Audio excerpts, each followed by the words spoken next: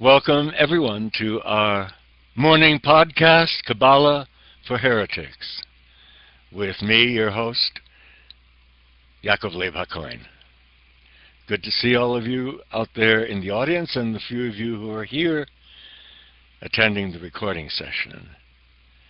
Every morning, same time, around 8:15 a.m. Eastern Time, our regular morning program, Kabbalah for Heretics, where we're going through the Zohar, the Gnostic Gospels, the Gospel of Thomas.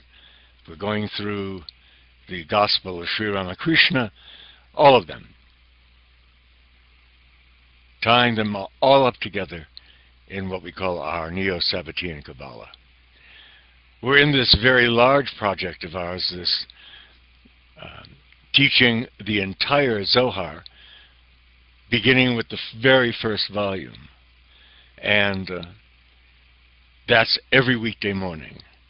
We've gone through 4 volumes in the past 20-some years, and are finishing up the 4th, getting ready to begin the 5th. This morning, let's turn to the Gnostic Gospels of the Nag Hammadi Library, which also form a great foundation of our unique Neo-Sabbateanism.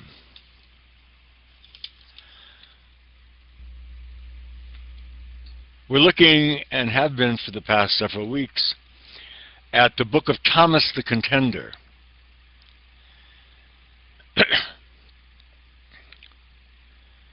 At the very least, it is a record of a vision had by this Thomas.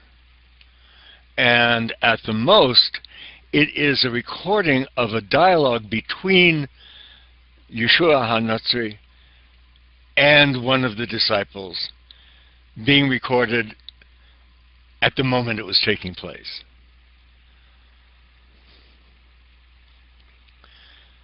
We left off with it saying, "The Savior said, 'All bodies of men and beasts are begotten, irrational. Surely it is evident in the way a creature behaves.'" Let's look at something first. The Savior said. It doesn't say, and Jesus says.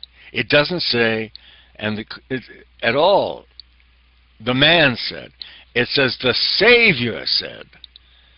This bears on our proposition that Jesus speaks in 2 voices. One, the voice of the man, Yeshua, and the other, the voice of the Christos in him, speaking through him. So, for example, when we read in the Gospels, Jesus says, "I am the way and the light, no man cometh to God except through me." That is not Jesus, the man, speaking. He's just standing there, and it is the Christos in him speaking through him. Here we see the same thing. It says, the Savior, the Christ. It is not the man Jesus saying this that we're about to hear. It is the Christos speaking through him. You can picture just the man standing there, dumbfounded at least, with his mouth open and a voice coming through him. It is not he speaking it.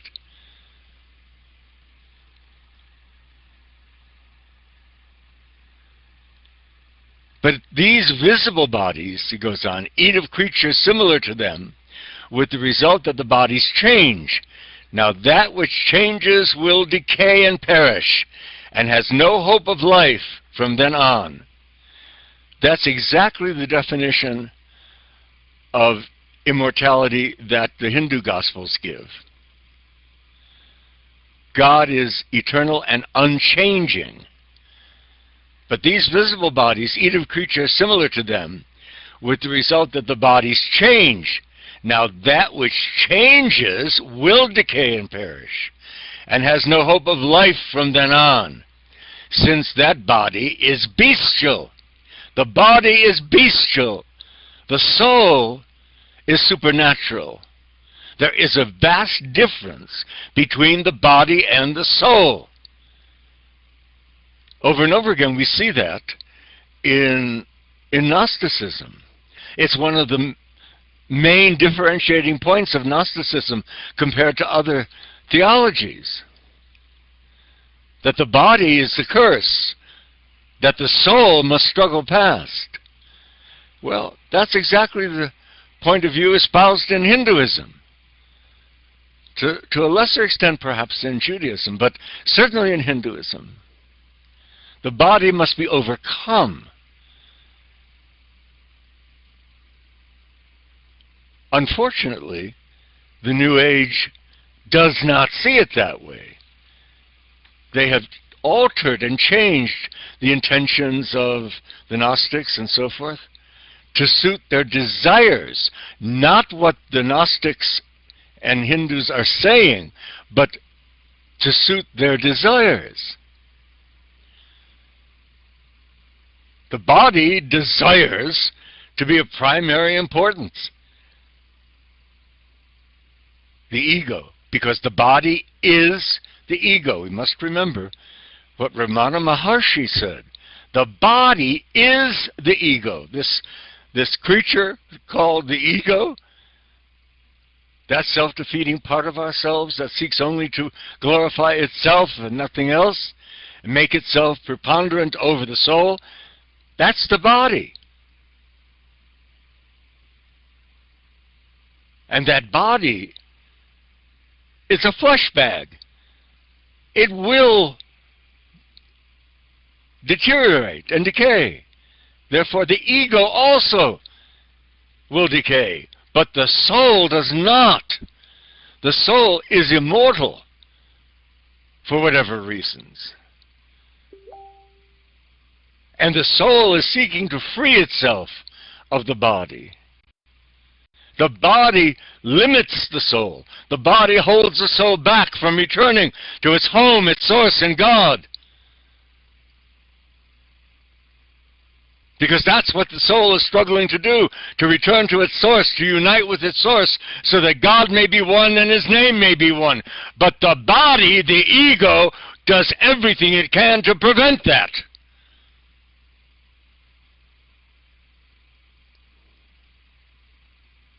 It's not that we must destroy the body. That's not the solution. The solution is to spiritually have a victory over the ego, over the body. That's what the hard teaching is that I present all the time. Our struggle is not so much against principalities and spirits, but against the ego. That's the enemy. The ego is Satan. The ego is the destroyer. We must first recognize that in ourselves and catch it when it's trying to do that in ourselves and become aware of it in ourselves. Not so that we can destroy the ego, but that we can control it to the extent that it becomes an ally rather than an enemy. Are you following? Raise your hands if you're following. This is very difficult for people who come to me. It's one of the reasons people leave. Sooner or later, there are people who cannot take that teaching. Who the hell are you to tell me about my ego, they say. Well, that's the ego. Who am I to tell you about your ego? I am someone who has spent the greater part of my adult life working with my ego, acknowledging my ego, busting it, catching it every time it's starting to do something that it seeks to do. I don't deny my ego. I accept it. I acknowledge it. It's as much a part of me as anything else, but it is a part of me that is seeking to inhibit my soul from reaching its highest place.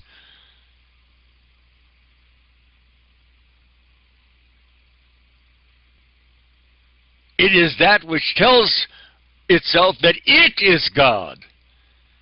It is not God.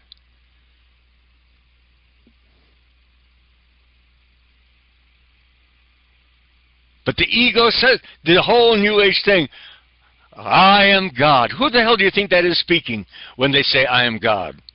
That's the goddamn ego. That's not God. It's enormously egotistical to say I am God, with no proof other than your need to think it.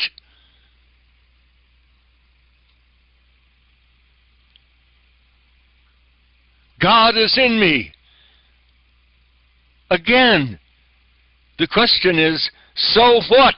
That's your ego saying that as a defense against having to cope with your ego.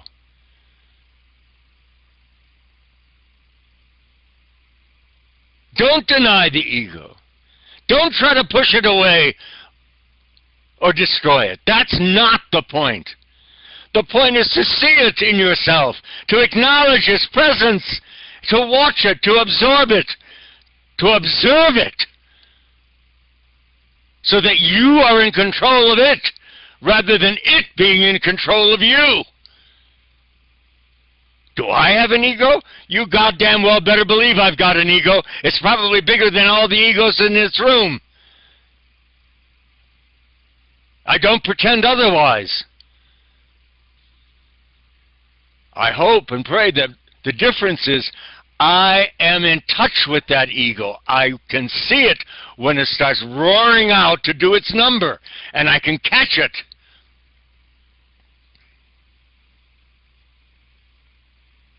Because I'm willing to accept it. That's the first step. To accept that ego, which seeks to inhibit and destroy the soul. That's what's being spoken of here. And it goes further. So just as the body of the beasts perish, so also will these formations of the body perish. Do they not derive from intercourse like that of the beasts? The body derives of intercourse. But the soul does not. The soul enters the body that is derived of intercourse. Intercourse creates the body, and then the soul enters it. In the womb. In the womb. The sexual intercourse fertilizes the egg with the semen, and the egg begins to grow and become a human. And at some point, the soul then enters it. A flash. But the soul was not invented by intercourse. The soul comes from God and enters the body that is created by intercourse. So there's always a difference between the two. The body is bestial. Think of it. The body is bestial. The ego is bestial, since the ego is the body. But the body is bestial. Oh, I don't like that. I don't agree with that. No, it's not that you disagree. It's that you don't like it.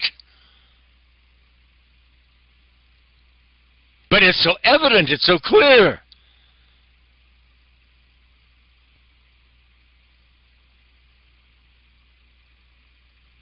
The cravings of the body are bestial. Food, sex, money.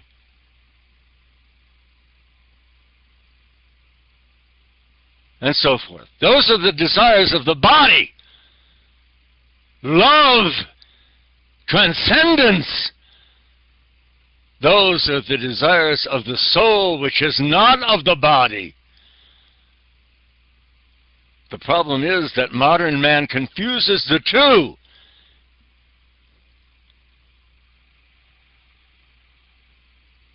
And believes the desires of the soul are the desires of the body. They are not. They are the desires of the soul implanted in the body by God after the sexual intercourse creates the child in the womb.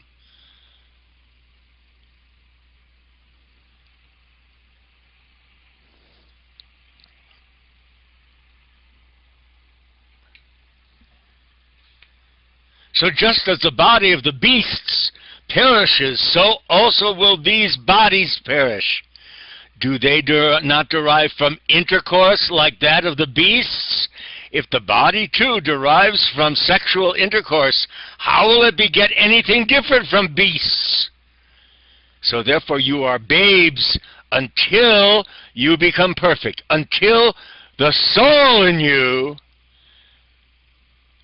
is victorious over the ego.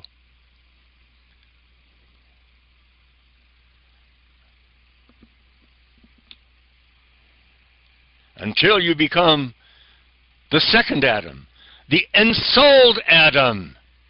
Notice in the second creation story, God creates Adam out of the dust of the earth, the body, the sexual body of Adam, and then breathes a breath of life, a soul, into it.